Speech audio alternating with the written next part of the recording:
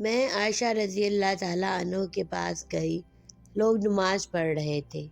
میں نے اس بے وقت نماز پر تعجب سے پوچھا کہ یہ کیا ہے؟ عائشہ رضی اللہ تعالیٰ عنہ نے سر سے آسمان کی طرف اشارہ کیا۔ میں نے پوچھا کیا کوئی نشانی ہے؟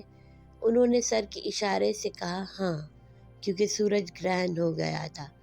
اسماء رضی اللہ تعالیٰ عنہ نے کہا کہ نبی کریم صلی اللہ علیہ وآلہ وسلم دیر تک نماز پڑھتے رہے، یہاں تک کہ مجھ کو غشی آنے لگی۔ قریب ہی ایک مشک میں پانی بھرا رکھا تھا، میں اسے کھول کر اپنے سر پر پانی ڈالنے لگی۔ پھر جب سورج صاف ہو گیا تو رسول اللہ صلی اللہ علیہ وآلہ وسلم نے نماز ختم کر دی۔ اس کے بعد آپ صلی اللہ علیہ وآلہ وسلم نے خطبہ دیا۔ پہلے اللہ تعالیٰ کی اس کی شان کے مناسب تعریف بیان کی، اس کے بعد فرمایا اما بعد۔ اتنا فرمانا تھا کہ کچھ انصاری عورتیں شور کرنے لگیں، اس لیے میں ان کی طرف بڑھی کہ انہیں چپ کراؤں تاکہ رسول اللہ صلی اللہ علیہ وسلم کی بات اچھی طرح سن سکوں، مگر میں آپ کا کلام نہ سن سکی۔ تو پوچھا کہ رسول اللہ صلی اللہ علیہ وآلہ وسلم نے کیا فرمایا؟ انہوں نے بتایا کہ آپ نے فرمایا کہ بہت سی چیزیں جو میں نے اس سے پہلے نہیں دیکھی تھیں، آج اپنی اس نگاہ سے میں نے انہیں دیکھ لیا، یہاں تک کہ جنت اور دوزخ تک میں نے آج دیکھی۔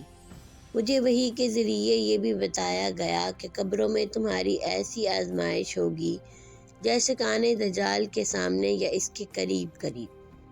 تم میں سے ہر ایک کے پاس فرشتہ آئے گا اور پوچھے گا کہ تو اس شخص کے بارے میں کیا اعتقاد رکھتا تھا، مومن یا یہ کہا گیا کہ یقین والا؟ کہے گا کہ وہ محمد صلی اللہ علیہ وآلہ وسلم ہے، ہمارے پاس ہدایت اور واضح دلیل لے کر آئے، اس لیے ہم ان پر ایمان لائے اور ان کی دعوت قبول کی، ان کی اتباع کی اور ان کی تصدیق کی۔ اب اس سے کہا جائے گا کہ تو صالح ہے، آرام سے سو جا، ہم پہلے ہی سے جانتے تھے کہ تیرا ان پر ایمان ہے۔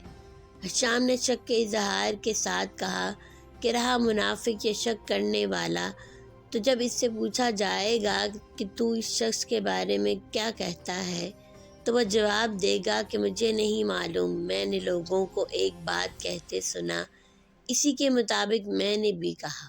شام نے بیان کیا کہ فاطمہ بنت منذر نے جو کچھ کہا تھا میں نے وہ سب یاد رکھا، لیکن انہوں نے قبر میں منافقوں پر سخت عذاب کے بارے میں جو کچھ کہا وہ مجھے یاد نہیں رہا۔